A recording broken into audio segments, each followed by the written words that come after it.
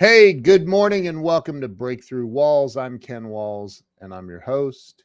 And today I have a two-time Emmy Award-winning rock star on the show. Brandon T. Adams is going to be joining us. So do me a favor and go ahead and share this out. And we will see you guys in just a second with Brandon T. Adams. Share this out.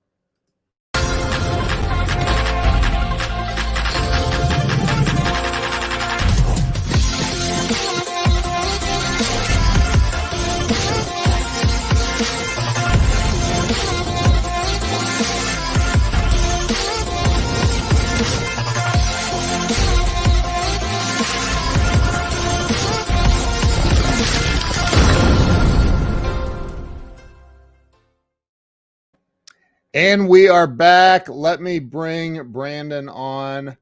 Brandon, welcome to the show. Hey, how you doing, man? Man, if I was any better, I would have to change my name to Brandon. That's a good one. I love it. Dude, so I am I'm really first grateful that you're on here today, and second, I'm excited to hear your story. We have a lot of things in common. I did a little bit of research on you, and I love the fact that you teach people to go live or press record Yeah. and do video marketing, and that's I preach that. Like, Well, we're live right now. We're I we're know. living and preaching and being the best version. I know, right? So Brandon, I started this a little over 4 years ago. It was literally to help people have a breakthrough in life. At the time, I was stuck in some crap, and I'm like, you know what? If I just get enough people to talk about life and how they got through it, then maybe it'll help me. And it did, and it has, and it works. So, why don't you start with telling everybody where you were born and raised? Yeah. So, born and raised, I grew up in Northeast Iowa, town Garnavillo, Iowa.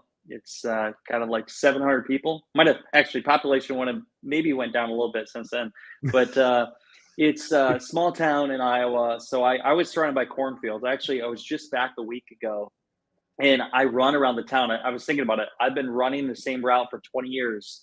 And so the route around the town, picture this, 3 miles, but that's running around the whole town. And so the whole outside of the town is cornfields. So the town is surrounded by cornfields. And Wow. so that's where I grew up. My dad was an entrepreneur. He started out, he sold, he had like, they call it a lunch wagon. So he sold out of a trailer of food. Then he got into buying and selling airboats. I think he's bought and sold like 35 airboats in the last how many years? And so he made money from that. But he got into the ice business in 1986 and he sold packaged ice. So he was a wholesale distributor. And so he would buy from the manufacturer that created the cubed ice. They'd get packaged, he would buy it, he would sell it to convenience stores. And so I was born in 89, and then I always say, as soon as I got out of the womb, I was working in the ice business. I mean, I was an entrepreneur at a young age. And so that was the formulation, I guess, of me as an entrepreneur, because I got to see, heck, when I was 5, I was working with my dad. I remember when I got paid like $5 or $10 a day, and then I was getting paid like $5 an hour and so on. And so I was working within the ice business, working strenuous work from delivering ice, but also customer service, sales, conversations, negotiation, all that. And so I got to really see what it was like to create a business. Right. And then fast forward, I went to college and I did more entrepreneur endeavors like selling apple pie, which is like a moonshine in the dorm rooms, making some money. And then I actually like got kicked out of my dorms before the year was done, and I had a 1.68 GPA. So like my educational side for book smart, like I was not doing well, Yeah. but I was learning. And so I share that journey because what happened is I got introduced to the right kind of like mindset early on. When I was 20, I was failing of all things, by the way. Think of this. I was failing speech class. Failing Oh, speech class, not and good. you have to give presentations. And to get extra credit to pass, I had to go to a presentation. And I went, and there was a gentleman named Cactus Shack Behringer who was a famous like inventor, and he had done a deal on Shark Tank. And so he came to class, I listened, but he had pointed out this book called Think and Go Rich by Napoleon Hill. And I read the book, and it completely changed how I thought.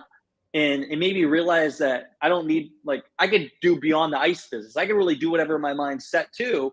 And it made me open up to what's possible. And so that really changed the trajectory of what I did in my life. And I'm still in ice business, but I am selling the business, doing other things. And so that's my beginning. Small town in Iowa, selling ice, and then selling moonshine in college, and then reading the book Think and You're Rich. Wow. So crazy, dude. A buddy of mine growing up, his father owned an ice business, and I worked. That's cool. That's awesome. It's crazy. It's so cold. What was the name? Oh, Lord. I don't remember. His name was Frank Emmelhines. I remember that, but I forget that. I'll remember. Yeah, that's good. But yeah, it was here in Ohio. So, oh wow, yeah.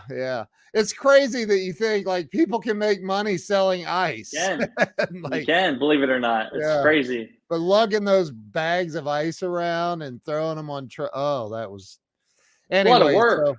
So it's serious work. And I grew up with farm fields around, and you know, I didn't grow up on a farm. I don't know if it doesn't sound like you were on a small town, yeah. But you end up working at farms because you have friends that have farms, right? I mean, if you've ever baled hay before, you know what work is.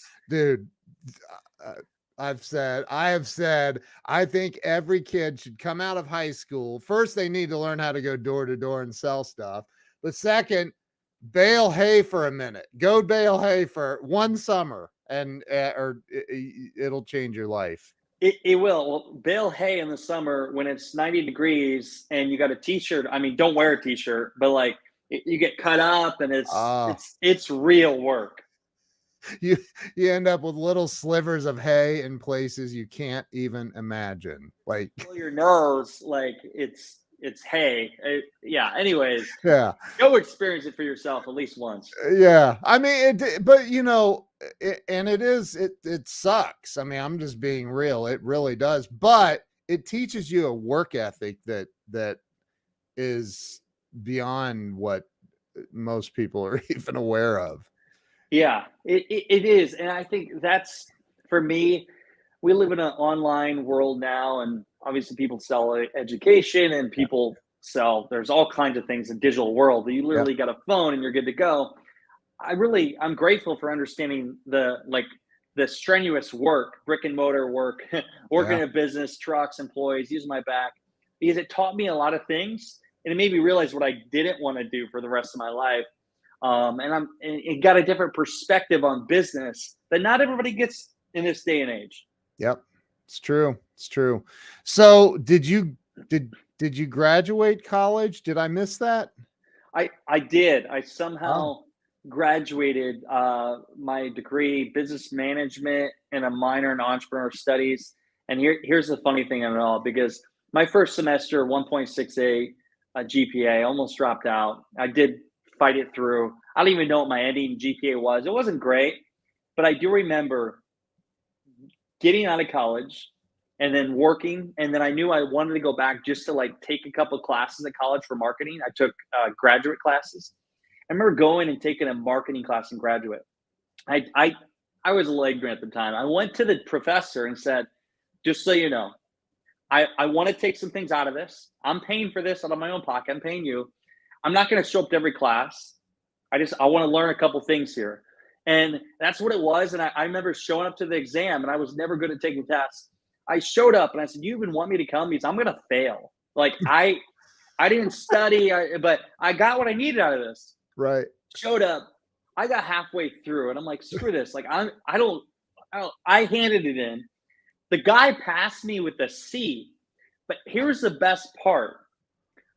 4 years later, I spoke in front of the university at the College of Business and talked about success in front of the group. And I looked in the audience, and there was the guy smiling. Oh, I thought to myself, your degree, like what you get on paper doesn't necessarily call you a success. That doesn't matter. I mean, depending on what industry you're in, for me, I always understood how to get things done and surround myself with those people that are really smart. Yeah. And so that was like a moment for me that realized, wow, I don't need to get great grades in college. I don't even need to pass college. I created my own version of success in my own way. Yeah. And so that was a cool little moment for me. That's incredible, man. So you got out of college. Um, did you continue in the ice business? Where did things go once you graduated college? Yeah, so I got out of college, and on my last semester of college, I invented this product called Arctic Stick to cool and flavor drinks. And so I was obsessed with the whole concept because again, I read the book Think and Go Rich, and I wanted to expand how I thought. I wanted to find more ways to make money. And at that time in my life, what I know ice. So I wanted to create something that supplemented my income there. And so I created a reusable product called Arctic Stick. And I ended up getting patents, trademarks, and pursuing and launching the product. But that was kind of my new endeavor from the Yeah. ice business. And so what happened is I eventually sold ice. I eventually bought the business for my dad, then sold it. But then that invention led me to a whole nother route. So it led me to crowdfunding, led me to video production, led me to understand how to pitch in front of groups. And so that idea never really made me any money, but it did introduce me to things that allowed me to make a lot of money. Now we raise money for companies, we do video production. I get pitched every day. I actually was pitching to a group of investors the other week, but that was the experience I gained from that endeavor that opened me up to other areas outside of that now I focus on today. But you took that invention, your idea, you went to Shark Tank, right? So I went to here's what I did. I was always strategic. So I went to Shark Tank casting in Des Moines, Iowa. There was probably, I don't know, 400 people or so that went to it. They went to this big Des Moines event center. And the week before they came, I knew I wanted to get the attention of the judges before we even went. And what I did is I got a local story done because I knew they're going to want to talk to inventors. So I pitched them a great story. And literally the day before I went on Shark Tank casting, I got the cover of Des Moines Register, which is a huge paper in that city. And so I was on the front cover prior to going in, which gave me kind of the one up because the news already knew about me. And then what I did, which is nuts, but I was young, 20-something kid. I pitched to the group because there was TVs around or camera crews around. I pitched to the group, the whole line. There's a whole line, hundreds of people. Right. And I said, listen up. I said it really loud. And I have this on camera. My girlfriend, now wife, recorded it. My name is Brandon T. Adams. You may have seen me in the newspaper. I'm the inventor of the Arctic Stick. And I'm going to give you my pitch. And I did it. And here's why I did it. Because I knew TV, like Shark Tank's TV. It's entertainment. They want energy. And so I had cameras that filmed me. Also, all the judges heard about what just happened. And they couldn't wait to hear my thing. And so I already was on their radar. 3 hours later, when I actually gave the pitch, and my girlfriend, now wife, was with me. She had these Arctic Sticks on her. We pitched, and then they kept us actually after, which I thought was like pitching again for the Sharks, but it was actually pitching. It was actually getting filmed for a commercial for US Cellular. And so we were the last ones to leave the building out of hundreds of people. Wow. We never got called back.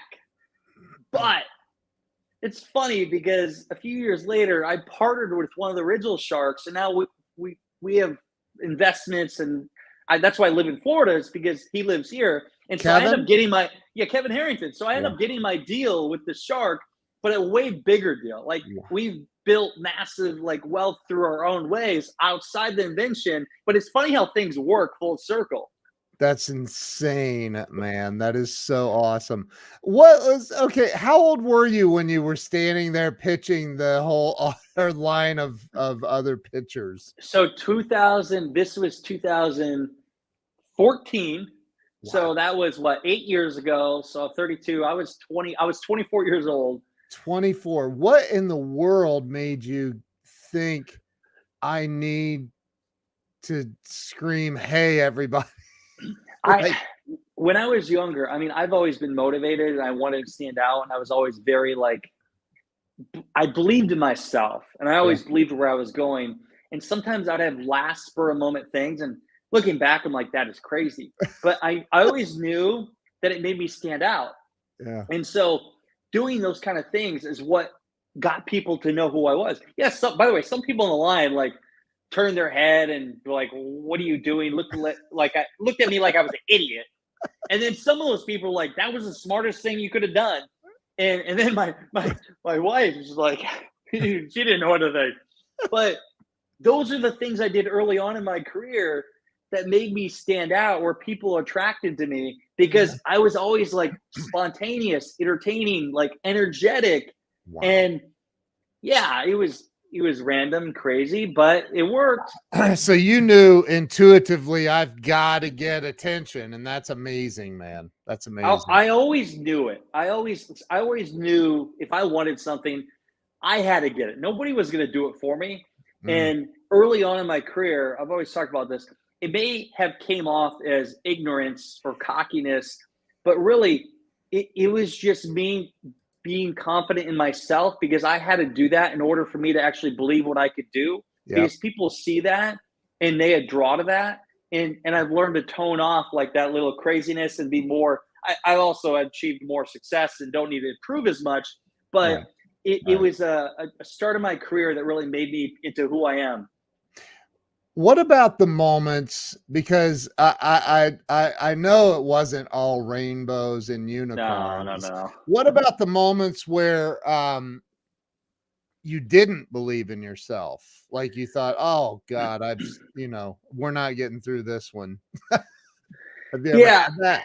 yeah, it's a lot of them, and Yeah. it's I always push through, and I always sometimes question myself. I thought I was crazy and questioned if it was worth what I was doing because I always knew like you got to pay a price. But there were moments where I asked, "Is it worth paying the price?"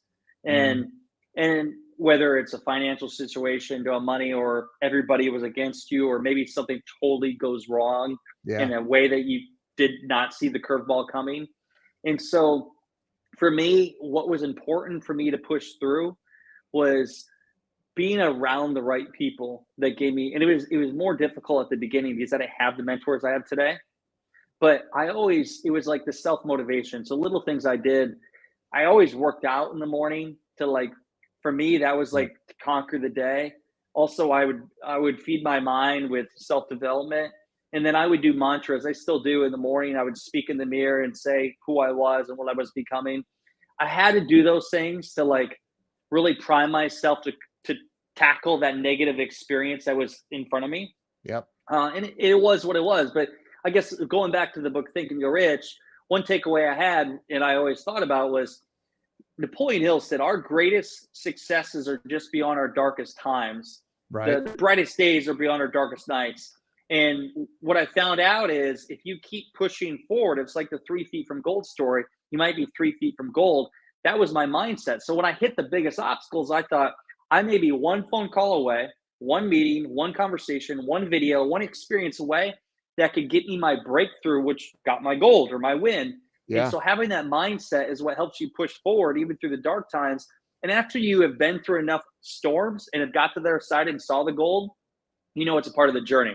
Because I've Yep. had those moments where I feel like I'm going to quit and about to lose everything, and then I have the biggest win of my life. And so once you have a couple of them under your belt, you know it's a part of the journey, and you almost can predict it's going to come. It's just when is it going to come? Right. So when you have you noticed this Facebook is anyway, I won't even go there. The it doesn't show people's names quite often. It's happening I see anymore. that, but hey, Yeah. somebody's listening and watching. I know, right? So when you get out of college and you had this invention along the way, and I'm sure that along that journey though, because the although the ice business is fruitful, it's not selling iPhones. Yeah. It's you know It did you have struggles along the way Oh, I had during all plenty that? because you can make money in the ice business. I mean, Yeah. obviously the business put my dad like through his career and also his kids through college, and I created a business out of it. But Yeah. I had seen what it'd take from working in different endeavors, what the ice business at the highest level was. Yeah. And I did not like it. I saw it and I realized, like, okay, I can't even make the income kind of goals I'm thinking. And this is the kind of work. I mean, being in the ice business isn't necessarily an easy job, but you got to work a lot, especially in the summer. And it's a very strenuous job that you got to manage employees and drivers and everything else. And so I realized I didn't always want to do that. And so getting to the question is, okay, do I have strenuous times? Yes, because what I did is I took all my income that I made in the ice business and I put it into my endeavors for the future, whether video production, I put it into my invention, everything else. My friends were buying boats and cars and everything else. I had my endeavors. And Yeah. so I was strapping myself. The problem is I always strapped myself very tight, where there were certain experiences I had where it really put me in a tough situation where I was like, oh shit, what am I going to do here? Right. And so I did experience that. And, I kept pushing forward. I mean, again, I was always thinking long term. In any investment I've ever done, whether investing my own money in a company or investing my time and energy a part of something, I look at what is my long term return, not a quick buck. I've never been quick buck because I always looked into the future of building an empire. And so that's what it was early on. And so yes, I'll give you a couple examples. I moved to Des Moines once and started a product development company while in the ice business, driving back and forth. And when I went to Des Moines, I had all this set up and everything fell through and I didn't know how I was going to pay rent. And so like by the way, I convinced my girlfriend at the time, now wife, to leave her full-time job and join me and told her she had a full-time salary. And then I told her, oh, we got nothing. And so I've Uh, had those experiences. I've had it where financially almost like lost everything because I leveraged myself too much and also went through some financial crises, had to buy business partners out and everything else, where I almost went bankrupt because I had all these endeavors I was doing, financing myself. And then if you hit a couple brick walls, then you're in a bad position where I'm negative thousands of dollars and I got bankers and debt collectors calling me. And so I've had those experiences. I'm very grateful, by the way, because they make you look at life differently. Life yep. is a game. It is a game. What is a piece of the puzzle you got to fill, especially when you're in a big financial crisis. I learned the power of negotiation and that what some things seem may not be the reality. Anything is possible. You just got to talk to somebody different than you're talking to. And I figured out how to really overcome the unthinkable from Yeah. almost facing bankruptcy, hundreds of thousands of dollars in debt, and not really knowing what I was going to do, to building massive wealth and getting out of that situation in a matter of like 18 months. And so Wow. anything really is possible. And I honestly think it is an advantage for somebody to face the financial crisis to allow them to be smarter on how they allocate their money down the road. And what's the book, Damon John? It's The Power of Broke. Yep. Broke Yep. is a powerful thing, and thinking Yes. in a way that allows you to conserve your cash and be smart with it. So true, man.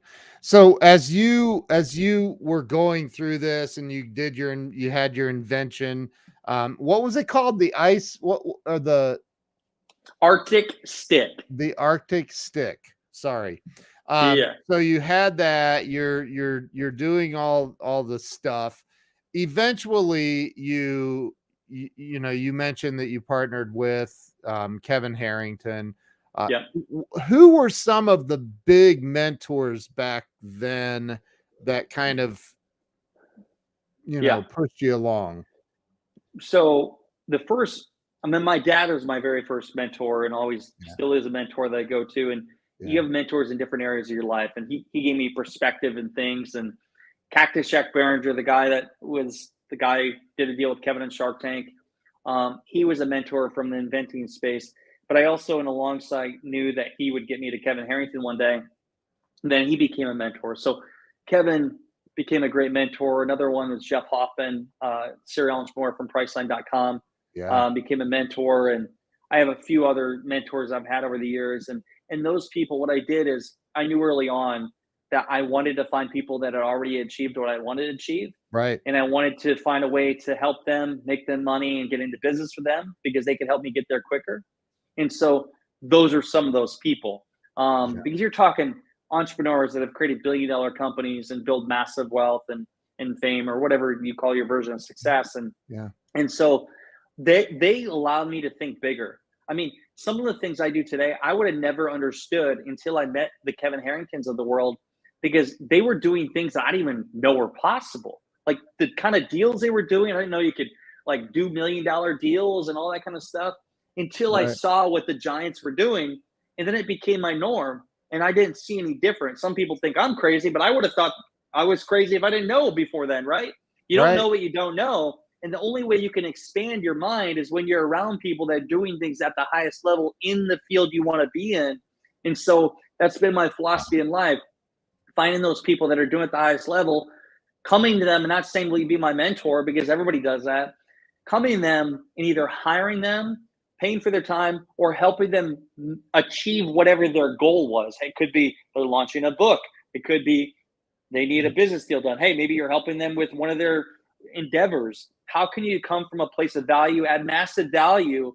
Don't expect anything, but it will come back to you. Dude, I've said that so many times. Yeah. You get the messages on LinkedIn where people immediately start pitching you on something, right? Oh, And it's like, horrible. it really, it's the wrong way. And so talk about because I totally agree. I watch Ramey doing $1 billion deals, and I'm like, dude, where does that level? Because I know that's the only thing Different that level. separates us is our level of what we believe is possible, right? Yep. And so when you went from doing thousands of dollars to millions of dollars in deals, Yeah. where was the shift, and do you remember the shift? Because there is a moment, I think, for most of us where the light switch comes on. You're like, oh, The moment for me, there was multiple moments, but the moment for me where I realized where I could make exponential amount of money is I had I was sitting down for breakfast with a friend of mine. This is back in 2008, yeah, 2017. And I was talking about my business partners and relationships I had. And somebody said, hey, if you make this introduction and make this, I'll make sure you got cut into the deal. And I didn't really understand that at that time. Basically, you would get paid a referral for bringing the deal together, brokering the right, deal. right, And so I did that because a week later, I didn't think anything of it. They reached out to me and said, hey, you ever thought about this? And I ended up bringing a couple key players to the table and negotiating the deal that got me stock. And actually was my first $1 million deal I negotiated. My stock was worth 1.3 million. And so I did wow, that deal. And after I signed the deal, I realized, holy shit, what I just did made me more money than the previous years of my life by just one real connection and relationship and taking action. And so that completely changed how I looked at money and how I spend my time and energy, because so many people I work hard, by the way. I work hard and as you grow, but there's so many people that work hard, they work by the hour, but they don't think about the exponential rate of return that they can achieve through the right people they are around and yeah. negotiating the right proposal and deal. And so once that happened for me, there's no going back. There's no going back. Like it completely opened my mind. And then I just accelerated, did more of them and found more opportunities and so on. I totally agree with everything you just said. Once you become a pickle, you can't go back to being a cucumber. Yep. It's like no, I'm in now. So I know eventually, and I want to get to what's on the shelf behind you. Yeah. You won a couple of Emmy Awards, and you've done some big things. So I nowhere along the journey here did I hear you say I studied video production and editing and Yeah. all of that. Talk about how you got into that industry, because yeah, it's a huge industry. I love that industry.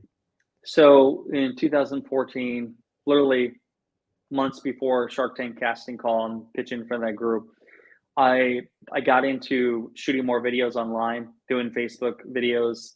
I don't know what I had then, a flip phone or whatever it was. But I remember buying yeah, I know, right? That's back then. And I bought Right. a Canon 70D that Mm. I purchased, and I recorded part of my journey in entrepreneurship, like a vlog almost. And I also recorded videos and posted them online. I was podcasting back then too. I Yeah. did literally weekly shows, and so I was creating more video content. But what happened is that invention goes back to what I learned from the invention and how it led me to today. Is I did a Kickstarter campaign. So Kickstarter.com crowdfunding platform. Yep. I launched the I had a video I created, which was horrible, by the way, and I launched this program, raised some money. But I got done with the campaign I did, and I realized that there's a need in the market for people to raise money. And so I started becoming the self-proclaimed like crowdfunding expert. And so I was studying crowdfunding, and I had one campaign under my belt. And so I started doing a few more.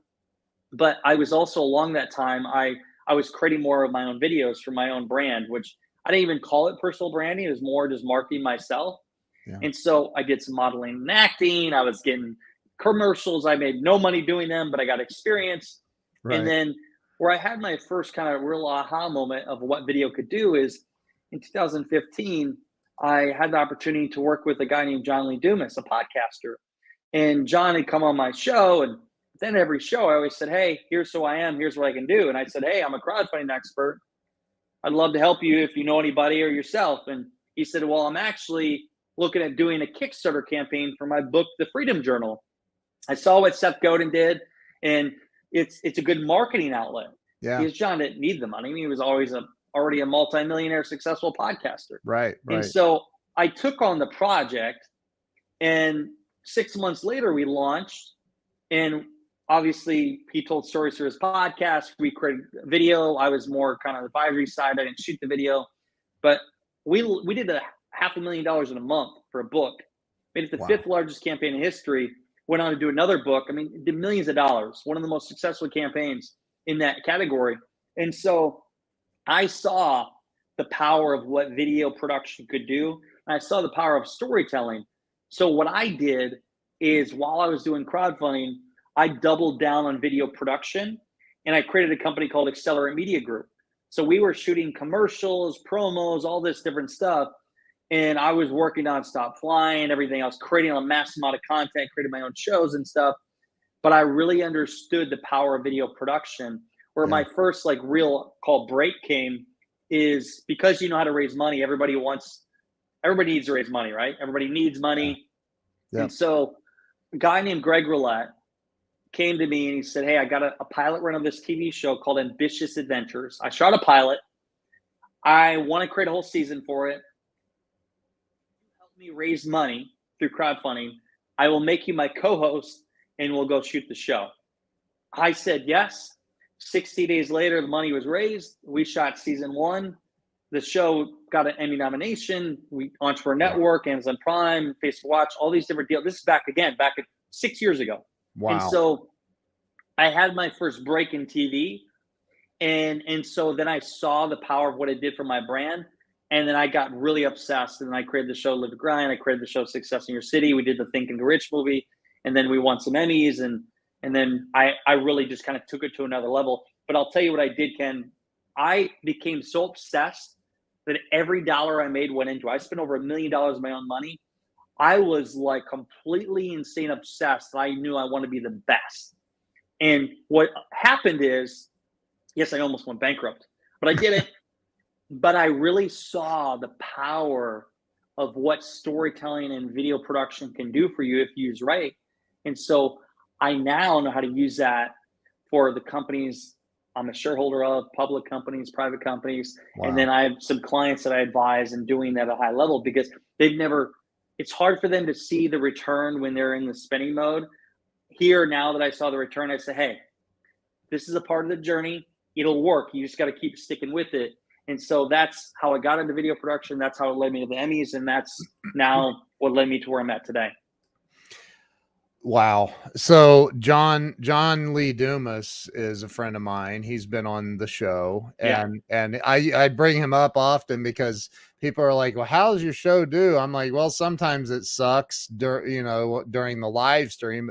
John Lee Dumas told me I'm in the top 1% in the world. So, I love that. I mean, from him, I'll take it. That's a win, So, wow, man. And it wasn't like you had, this is the part where I think people don't understand. Like, it wasn't like you had this, and I'm not downplaying what you've accomplished. It's incredible.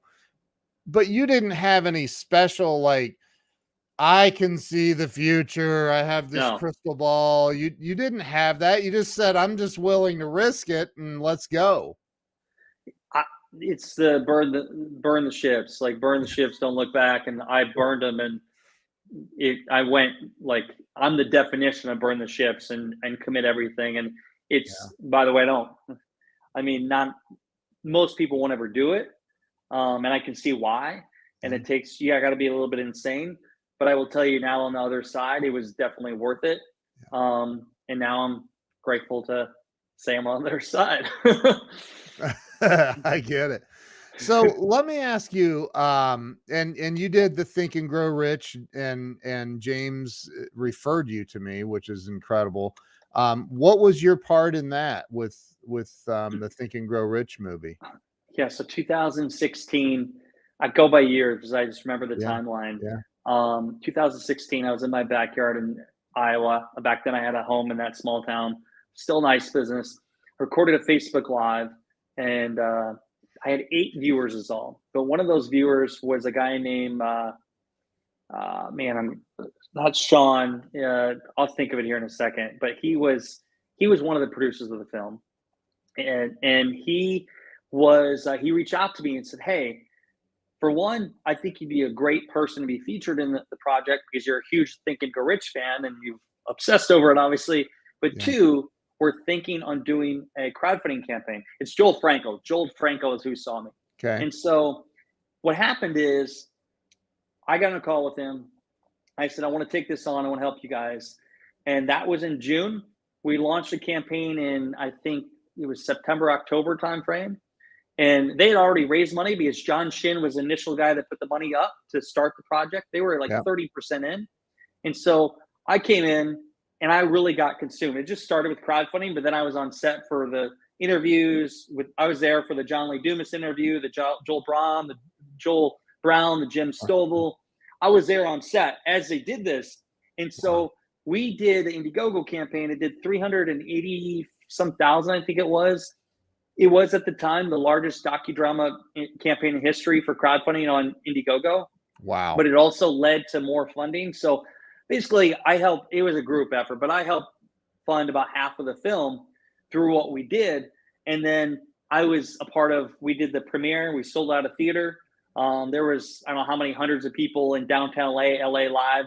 We actually filmed that. We had the red carpet. I interviewed Bob Proctor, Sharon Lecter, JB Hill, Rob Dyrdek, Lewis Howes, all these people that are a part of the project.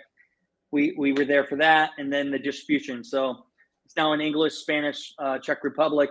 It's multi-million-dollar project, very successful film. And so that's how I got involved, really, by Facebook Live. They wanted me to help them raise money. I raised the money. I got more involved. I got in the film, became an investor. It was a long process, but definitely a baby.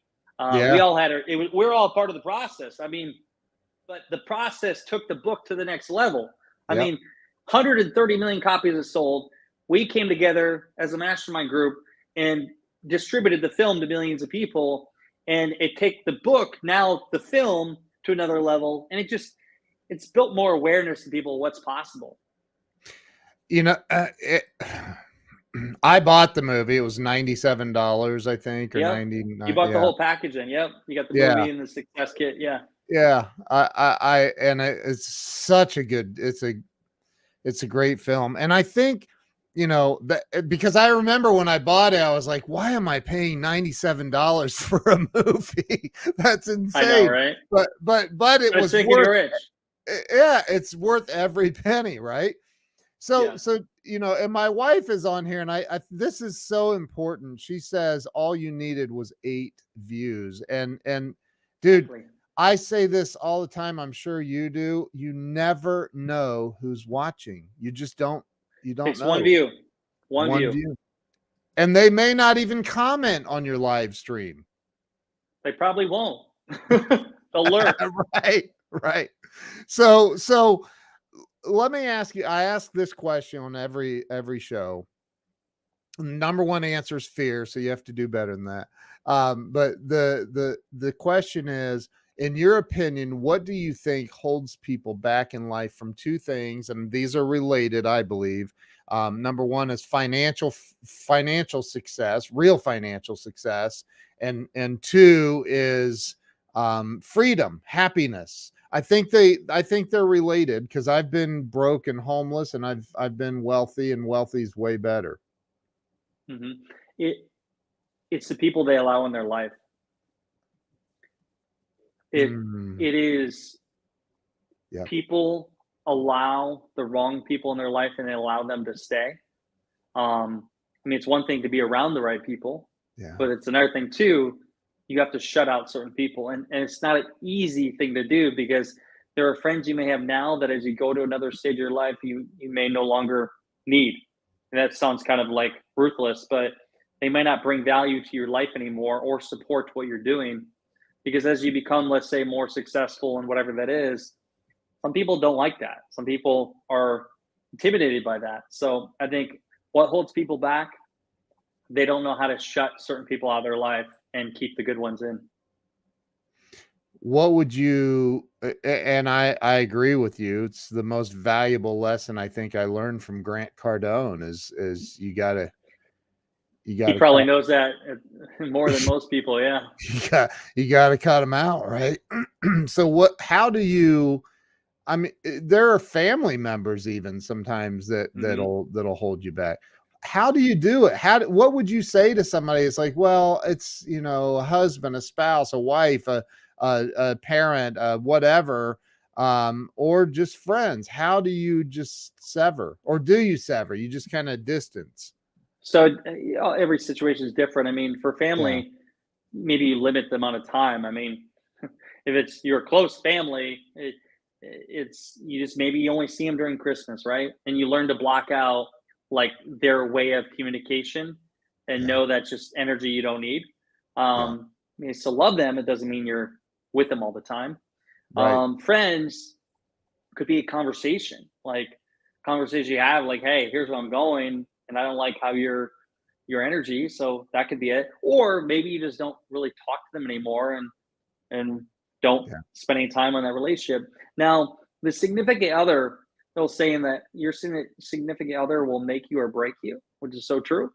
Yeah. They have to be on the right page, the same page as you, because if not, it will not work. And it also will limit your success. And that's always been one thing with my wife that I communicate. We've always communicated because it wasn't an early, I mean, come on. Right after I got married, like we almost went bankrupt. That's not a good situation to be in. And you're dealing with that. Like, hey, staying with me was not the easy thing, but it was open communication and fighting. Yeah, think about that. Like, hey, we just got married, and then by the way, if we go bankrupt, you're part of that. It's not a good conversation to have. And so That's funny. so you gotta be open communication and knowing. I mean, she knew going into the relationship, like that's the kind of guy I am. Yeah. But also, if the other person is pulling you back and not supporting you, you have to have a real conversation. Sadly, most people are probably in the wrong relationship, and they might have to leave that relationship. Yeah. I know there's a death do you part. I know some people change, and if that person, you look at yourself. I look at this. We only live here so long. So let's say you're 35, 40 years old, and the person you married 10 years prior, you're in relationship with, but they're a completely different person. You told them, hey, like we need to, you try to communicate with them and they change. You have a choice to make. Do you want to commit and be in that relationship, but also I don't want to say your life's over, but you're not going to get the things you want in life? Or you have to do the most difficult thing where you have to end that to put yourself in an atmosphere to achieve what you want. That is something, and some people will ridicule, they'll say that I'm an asshole for even saying this, but these are the things you need to do in order to have success in life. That's why I said at the beginning, success has a price. What is a price you're willing to pay? And so sometimes it's having that open conversation, but again, you got to do what you got to do to be successful. You got to be selfish. You do. I have no Yep. kids. I'm very selfish in where I'm going. Maybe it'll change, but again, it's not easy. It's not. I remember right after my wife and I met and got married, and we decided to team up in the same company and open an office. And we had a handful of employees, and this one day a guy knocks on my door, comes in my office and says, "There's some dude out in the parking lot looking in the windows of your SUV." And I'm like, "Dude, you're bigger than me. Go out there and kick his ass. I mean, tell him to get the hell out of here." Why? He's like, "He's got it blocked with his tow truck." And I was like, "Tow truck? Oh no. Oh no." You've been there? Oh, dude. And I was like, "Oh, this sucks, man." And I don't know if you've ever tried to talk a repo guy out of taking your car in front of a bunch of your employees, but I remember, dude, it was the worst moment of my life. It felt like it. Like I was like, this is humiliating. Yeah. And so, I think about all the people that give up, and I remember that day, like I almost gave up on life, period. I was like, what's the point? This is ridiculous. I'm humiliated. And, what do you say to those people that feel like they've tried everything? They've given it all they have, and their stuff's getting repoed, their electric's being shut off. I've had that. I swear I've been through it all, but and they just feel like, what's the Did point? you stop them? Did you stop them? Did you get the car? Did you stop them? No. Yeah, I didn't think Not so. that good, man. He was like, "Sorry, bud, you gotta call your bank." I'm like, So "Oh, that bank that's been calling me wanting the payment. That bank?" Yeah. It's funny. I knew a guy that had a car repoed, and the Christmas presents were in the trunk when they took it. Oh Yeah. no. So I will share this. Like I have been through the storm, man. We can relate. Yeah. When my vehicle got repoed, my wife had it, and I was like 4 hours away. And she went to start. She had just started a new job, and she went to start the vehicle. It's winter, and she said, "Brandon, the vehicle's gone." And I was like 3 months behind. Oh. And the problem is I had a nicer vehicle, so they can track that shit. And so because I would always park in an area where they couldn't find it, and so they found it, they repoed it, and I'll never forget. Screamed. I went downstairs. I was at my parents' house. I just started bawling and like, what am I gonna do? Yeah, Because man. it wasn't just me; it was my wife. So she had to get an Uber home. Oh. And by the way, in that 30-day span, Ken, the bank sent me a letter. They were taking my land. I had to sell my land. The bank took everything from me, and they wanted me to file bankruptcy. I didn't. I had debt collectors. I was in the most horrible. I couldn't even, like, I was living in a 3,000-month apartment that I was behind on. I couldn't even get some tuna because I had no credit cards. And so those experience, to your question, what do you do? There's only one way to go. It's going up. And the thing is, you can throw in the towel, and there's one thing that I can promise you: you will never achieve what you wanted to achieve. Or you can keep fighting, and it'll give you a chance to go towards what you're going towards. Yeah. And so for me, I kept fighting every day. One little thing you can do. I sold the TV off my wall. I sold my guitar for $80. I sold everything. And by the way, I didn't want to sell my guitar for $80. Right. My wife sold her purse. She sold her clothes. And so we did what we had to do. And you learn to become resourceful. Yeah. It comes back to, who are you around? I was lucky enough to have the right mentors in my life. And no, I didn't ask them for money. Right. I asked them for guidance. Yeah. And so their wisdom helped me dig out of my hole, and it allowed me to propel forward. And so you just got to keep getting up, keep waking up, getting one foot in front of the other, find your next win, and tackle one thing at a time. And that's what I did. I mean, I lost the vehicle. The cool thing was, though, I went and actually a year ago, it was my like success moment. Like, I went and bought a brand new one exactly like it. I'm like, I got it back. But Dude, that's anyway, so awesome, man. That's so awesome. I mean, I don't know anybody. I mean, even Grant, like you look at Grant, who's a billionaire and he talks about having his face kicked in by drug dealers and stuff. And, I mean, we've all been through the stuff. And that's why I love, dude, you're so raw and real. And I love that about you. yeah, man. You're not trying to be, I don't know. It's amazing. So if somebody asked you like, hey, how do I get to the next level in my business right now? What's the number one piece of advice you would give them at this moment? I could give you a million things, but I think the biggest thing that can relate to anything is do something that scares the hell out of you. And no matter what level of success you're at, and I'll go to this Grant Cardone thing I was thinking about. Lewis Howes was interviewing Grant Cardone, and Lewis Howes challenged him to like do $1 billion fund or raise $1 billion. And Grant at the time was thinking like, I don't know, maybe half of that, whatever it was. Yeah. And Grant first got a little defensive, and he thought, what? And then he realized that he needed to eat his own dog food, and he went and did it. I don't know, $4 billion assets under management. Yeah. And so that's why it's important to surround yourself with people that will challenge how you think and do something in our comfort zone. So whatever you think, like whatever scares you, it's good. Go towards that and do that. And then if you want to be more strategic on a business standpoint, for me, I think if you can invest time and effort into creating video assets and also creating a digital footprint online, that will be a great ROI for you now and in the future. And that's one thing I've done right now.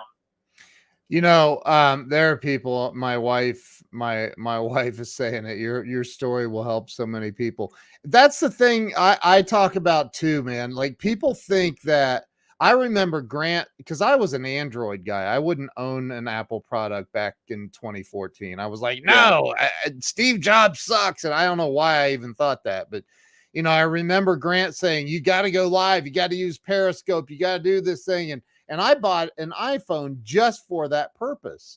And it wasn't perfect. And that's the thing. Do you agree with that? Do you think that people are waiting for everything to be perfect before they pull the trigger? They are. And the news is it's never going to be perfect. You just got to jump. You just got to go. You learn. And eventually, if you try enough things, you'll eventually get in the perfect position at the right time because you tried enough things. That's right. Amen. So where let me ask, where can everybody, let me put this up. What's your website address? Yeah. So my website is brandontadams.com. You can find everything there. And one of the big things I have now is I do an annual event around video marketing and storytelling called Rise and Record, which is riseandrecord.com, 51 days away. And excited. That's one of my big passions is creating experiences to help people and bring them together for a couple of days. Where do you do that? This one is in Nashville, Tennessee, downtown Nashville. We got a pretty epic lineup of performers and speakers, and my wife and I do it together. So from experience in the facing bankruptcy to car repos to putting on big events. Dude, how awful. Have you ever had your wife at the store and like you're panicking like, oh God, I hope she doesn't spend too much? Or you go up and you're with somebody and you hope they buy the coffee because you don't have any credit on your card. I know. Well, I will buy you coffee when we meet, man. Man, I love your story and your energy, and I hope that we can do more together because we speak the same language. We really do. So, and what's the website address for the event again? My wife will type it in the comments. It's Rise and Record. So riseandrecord.com, RISE and record.com. Okay. Pretty stoked. Is it? And so tickets are for sale. Tickets are still for sale. It hasn't sold out yet. So Kevin Harrington, my mentor from Shark Tank, will be there. Wow. If you ever heard the song Cruise by Florida Georgia Line, Brian Kelly, one of the lead guys there, is performing our event, speaking. And then we have a lot of other great speakers, mentors. Lee Dumas will be there, Entrepreneurs on Fire. He's flying in from Puerto Rico. So it'll be a good week. JLD, man, he is awesome. So, Brandon, thank you for being here. Thank you for sharing so much wisdom and being transparent, man. It's My pleasure. Thank phenomenal. you. Yeah. So, everybody, if you'll hang on for me, Brandon, I'm going to wrap this up. And everybody, make sure you go to Rise and Record. My wife typed it in the comments. Go ahead and grab that. So, thank you all, and we will see you later. Thanks so much, Brandon. Thank you.